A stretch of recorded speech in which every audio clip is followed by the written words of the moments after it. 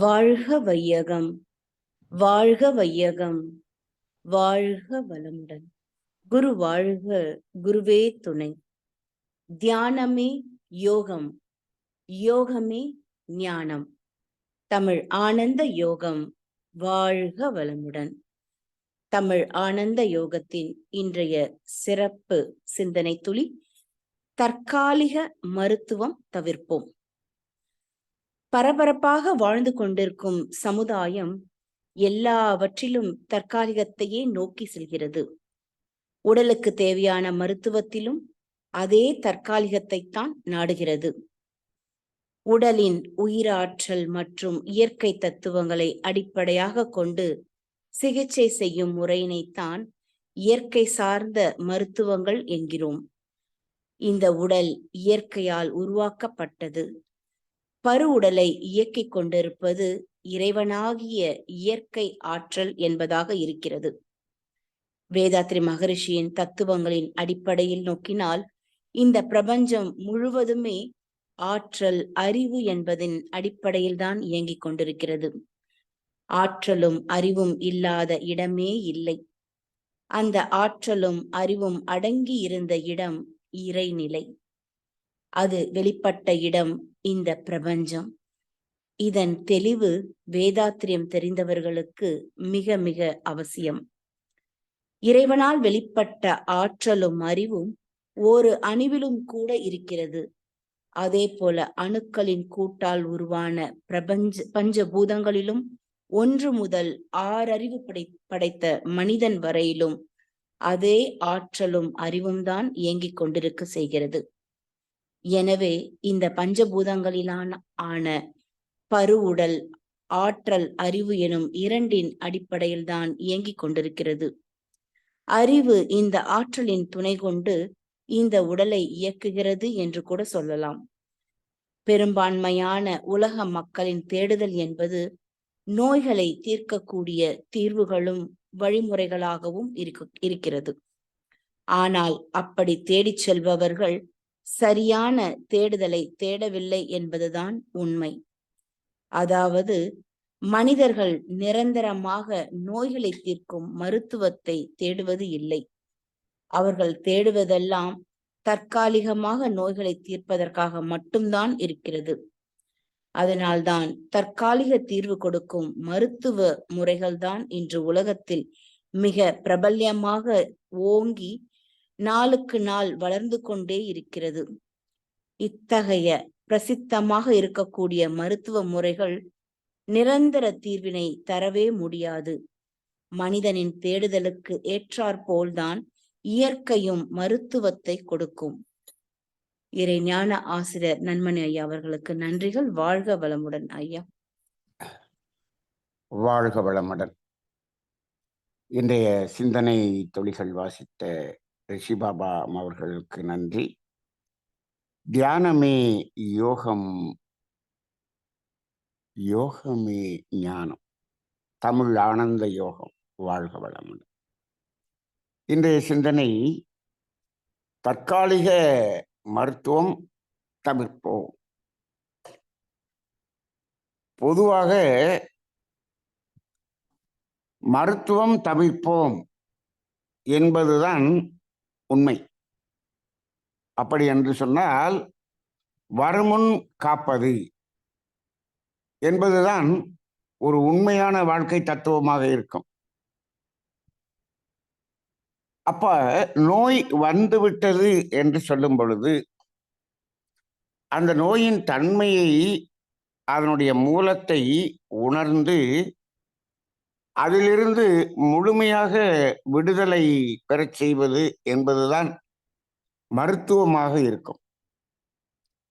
மருத்துவம் என்பதே அப்படிதான் இருந்தது ஒரு காலத்தில்.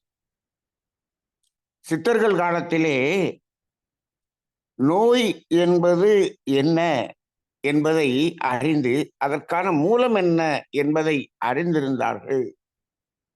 ஏன் என்று சொல்கிறோம் என்று சொன்னால், 2000 வருடத்துக்கு முன் வள்ளுவம் என்ன சொல்கிறது? அப்பொழுதே நோய் நாடி நோய் முதல் நாடி என்று அங்கேயே சொல்லப்பட்டிருக்கிறது. அப்படி பார்க்கும் பொழுது அந்த நோய் என்பதற்கான மூலத்தை உணர்ந்து கொள்ள வேண்டும். அப்படிதான் உணர்ந்து அந்த மூலத்தை சரி செய்த நிலைதான் இயற்கை மருத்துவங்களாக இருந்தது.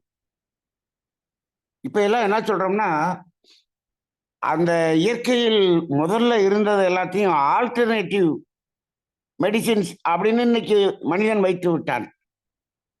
உண்மையிலேயே ஆல்டர்னேட்டிவ் எது அப்படின்னு சொன்னோம்னா, இப்பொழுது இந்த தற்காலிகமாக சரி செய்யக்கூடிய ஆங்கில மருத்துவம் தான் ஆல்டர்னேட்டிவா இருக்கிறது.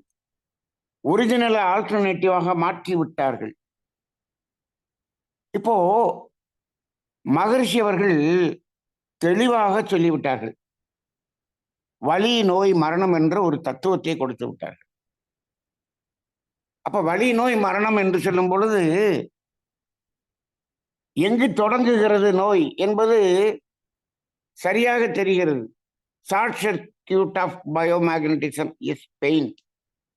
ஆக அந்த ஜீவகாந்த ஓட்டமாகிய உயிரோட்டத்தில் ஏற்படக்கூடிய மின்குறுக்கு என்பதுதான் வலி என்று சொல்லிவிட்டார்கள். அந்த வலி காலத்தால் நீடித்தால் நோய் என்று சொன்னார்கள். அப்ப இங்க அந்த மூலம் எங்கு என்று பார்த்தால் அந்த உயிர் ஓட்டத்தில் ஏற்படக்கூடிய தடையில்தான் முதலாக நோய் என்பது தொடங்குகிறது என்பதை மகரிஷி அவர்கள் தெளிவாக நமக்கு உணர்த்தி இருக்கிறார்கள். சித்தர்கள் கண்டு உணர்ந்ததை மகரிஷி அவர்கள் எளிமையாக உணர்த்தியதுதான் இந்த தத்துவம். சரி, அப்ப அந்த உயிராற்றல் ஓட்டத்தில் ஏற்படக்கூடிய தடை என்று சொன்னால் அந்த தடைக்கு எது காரணம்? ஏதாவது ஒரு காரணம் இருக்கும் அல்லவா? அந்த தடைக்கு ஒரு காரணம் கண்டிப்பாக இருக்கும். அது ஸ்தூலமாகவும் இருக்கும் அல்லது அரூபமாகவும் இருக்கும். அதாவது ஒரு நாம் உடலில் இந்த பஞ்சபூதங்களை நிறைவு செய்து கொள்வதற்காக உணவு, நீர், காற்று இவற்றையெல்லாம் உடலுக்குள்ளாக எடுத்து நாம் அதனுடைய கழிவுகளை முழுமையாக வெளியேற்றக்கூடிய ஒரு வேலை உடலில் நடந்து கொண்டே இருக்கிறது அல்லவா? இந்த உடலில் முழுக்க 24 மணி நேரமும் என்ன நடக்கிறது என்று சொன்னால், உடலுக்கு உள்ளாக இந்த பஞ்சபூதங்கள் நிறைவு செய்வதற்காக உள்ளே சென்ற ஒவ்வொரு பஞ்சபூதமும் உள்ளே சென்று தேவையான ஆற்றலை கொடுத்துவிட்டு அது கழிவாக வெளியேறிக்கொண்டே இருப்பதை நாம் பார்க்கிறோம். சாதாரணமா மூச்சு விடுறோம்னு சொல்றோம். அங்க என்ன ஆகிறது? ஆக்சிஜன் உள்ளே செல்கிறது, கார்பன் டை ஆக்சைடு வெளியே வருகிறது என்று சொல்லுகிறோம். அப்ப தூய்மையான அந்த காற்று உள்ளே சென்று அசுத்தமான காற்று வெளியே வருகிறது என்று சொல்கிறோம். அப்ப கழிவுகள் வெளியேறுகிறது. இது காற்றின் மூலமாக, நெருப்பின் மூலமாக, நீரின் மூலமாக, நிலமாக ஒவ்வொரு வகையிலும் கழிவு வெளியேறுகிறது அல்லவா? அந்த கழிவுகள் வெளியேறாமல் தேங்கினால் அதுதான் இந்த உயிராற்றலின் ஓட்டத்துக்கு தடை. அவ்வளவுதான். அப்ப அந்த மூலம் எங்க இருக்கிறது என்று சொன்னால் அந்த கழிவுகளின் தேக்கம்தான் நோய். இப்போ அந்த கழிவுகளின் தேக்கத்துக்கு என்ன காரணம் என்று இன்னும் ஒடுங்கி சென்று ஆராய்ந்து பார்க்கலாம். கழிவுகளின் தேக்கம்தான் அது உயிர் ஆற்றலில் ஒரு தடையை ஏற்படுத்துகிறது. அப்ப நோய் உயிர் ஆற்றலில். அப்ப அந்த தடை ஏன் கழிவு தேங்க வேண்டும்? இந்த உடல் அது அந்த உடலே இஷ்டப்பட்டு கொஞ்சம் இருக்கட்டும் இந்த கழிவுகள் அப்படின்னு தேக்கி வச்சிருக்கா? இப்ப நாமெல்லாம் வீட்டுல தேக்கி வச்சிருக்கிறோமே பல பொருள்களை, அதுபோல இந்த உடல் ஆசைப்பட்டு இது இருக்கட்டும் கொஞ்ச நாளைக்கு நம்ம வீட்டுல அப்படின்னு இந்த உடல் தேக்கி வைத்திருக்கிறதா என்றால் இல்லை. இந்த உடலுக்கு சம்பந்தமில்லாத எந்த ஒரு பொருள் தேங்கினாலும் அதை உடனடியாக வெளியேற்றுவதற்கான முயற்சியை செய்யும். அதுதான் இந்த உடலின் அறிவு. இந்த உடலின் அறிவு. நாம் இங்கு அறிவு ஆற்றல் என்று சொல்லிக் கொண்டிருக்கிறோமே, அந்த அறிவு ஆற்றல் என்பது இறைநிலையில் இருக்கக்கூடியது. அந்த அறிவும் ஆற்றலும் அதே இறைநிலை அறிவாகவும் ஆற்றலாகவும் நம்முள்ளாக இருந்து கொண்டிருக்கிறது. அது இயக்கத்தில் இந்த உடலின் அறிவாகவும் உடலின் ஆற்றலாகவும் இங்கு செயல்படுகிறது. ஆக இந்த உடல் என்பதற்கு ஒரு அறிவு உண்டு. அந்த உடலுக்குள்ளாக இறை அறிவு என்பதும் உண்டு. இதற்கும் மேலாக அடுத்தபடியாக இருக்கக்கூடியதுதான் நமது 6வது அறிவு. நாம் அந்த ஒரே ஒரு அறிவை மட்டும் வைத்துக்கொண்டு உனக்கு அறிவு இருக்கிறதா என்று கேட்கிறோம். நாம் கேட்கக்கூடியதெல்லாம் இந்த மேலோட்டமாக இருக்கக்கூடிய இந்த அறிவைத்தான் நாம் அறிவு என்று சொல்லிக் கொண்டிருக்கிறோம். ஏதோ நமக்குத்தான் அறிவு இருக்கிறது என்று சொல்லிக் கொண்டிருக்கிறோம். ஆனால் இந்த உடலுக்கு அறிவு இருக்கிறது என்ற ஒரு உண்மை இந்த உலகில் 99.9% மக்களுக்கு தெரிவதில்லை.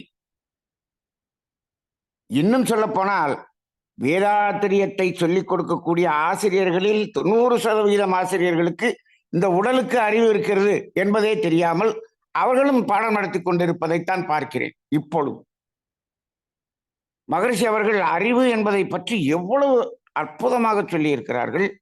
இந்த உடலுக்கு அறிவு இருக்கிறது. மகரிஷி எங்கே சொல்லி இருக்கிறார்கள்?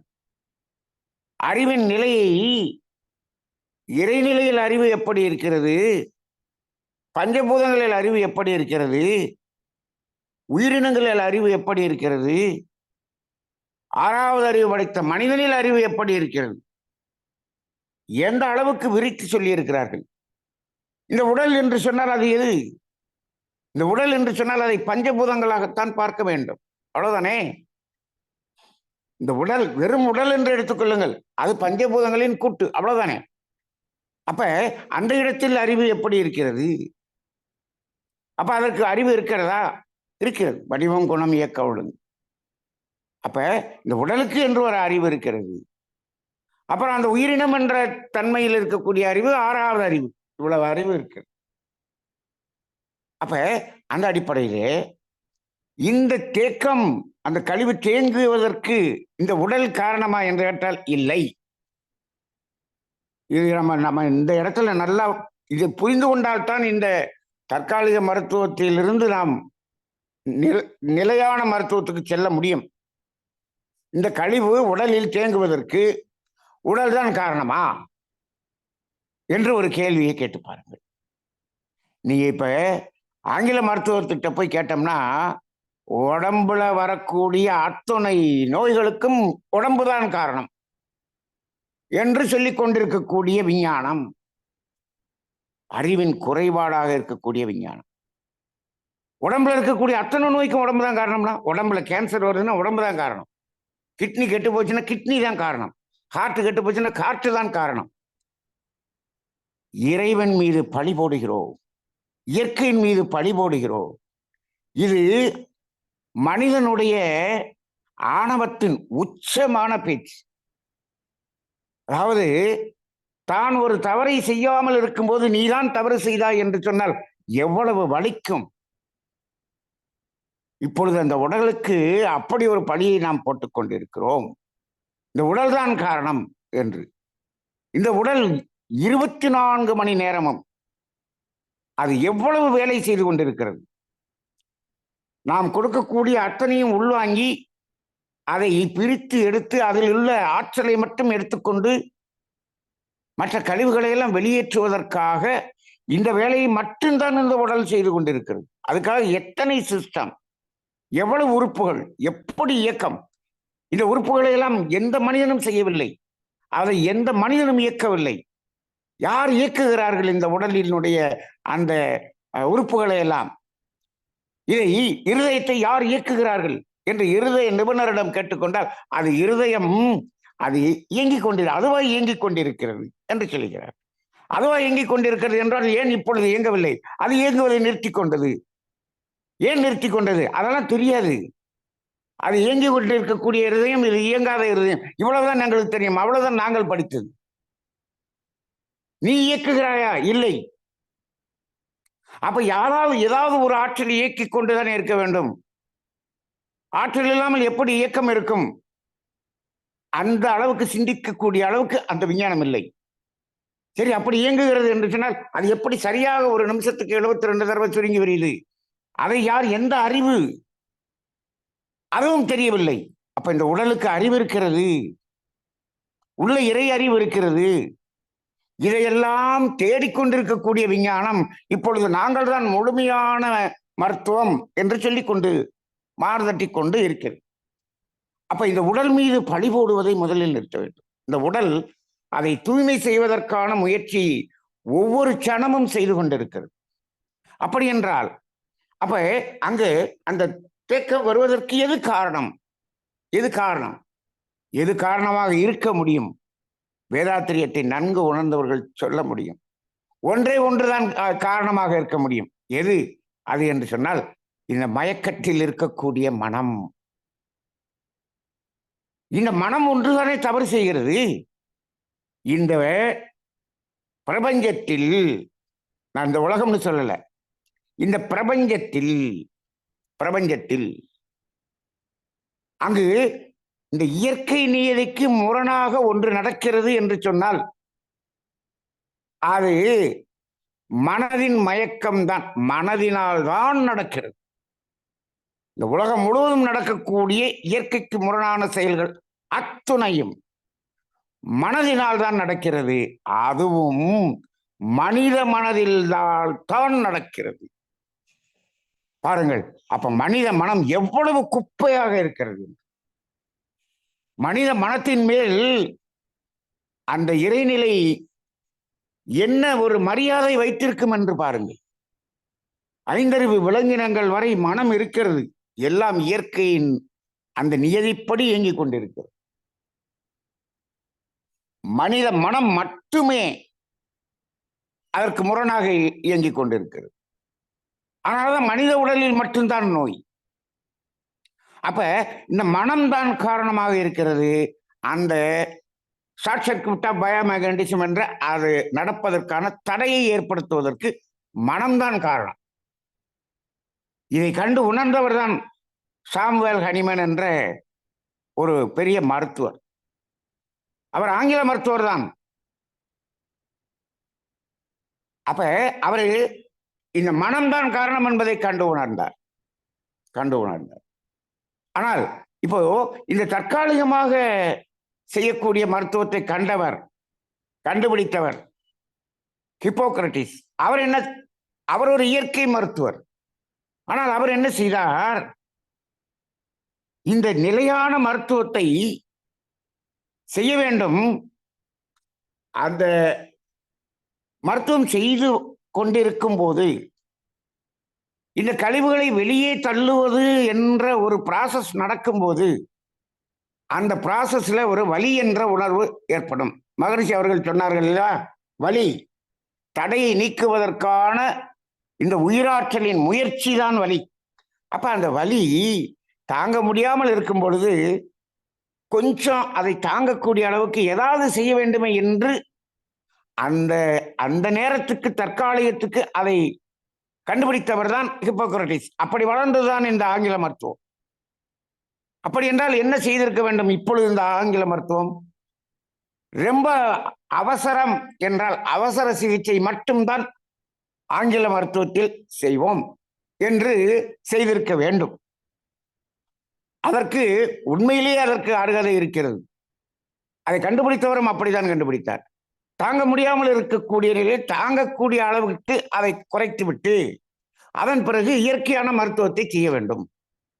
அப்ப இன்னைக்கு ஆங்கில மருத்துவம் கற்றுக் கொடுக்கக்கூடிய அவர்களுக்கு என்ன சொல்லி இருக்க வேண்டும் என்று சொன்னால், தாங்கக்கூடிய அளவுக்கு மாற்றிய பின் அது இயற்கை சார்ந்த மருத்துவத்தை செய்வதற்கு ஒன்று நீங்களே கற்றுக்கொள்ள வேண்டும். அப்படி இல்லை என்று சொன்னால் அந்த இயற்கை சார்ந்த மருத்துவர்களிடம் நீங்கள் ஒப்படைத்து விட வேண்டும். இப்படியான ஒரு ஒருங்கிணைந்த மருத்துவம் எப்பொழுது உலகிற்கு வருதோ அப்பொழுதுதான் இந்த நோய்களை தீர்க்க முடியும். ஆனால் இது வரவே வராது. இப்பொழுது என்ன செய்து கொண்டிருக்கிறார்கள் விஞ்ஞான மருத்துவம்?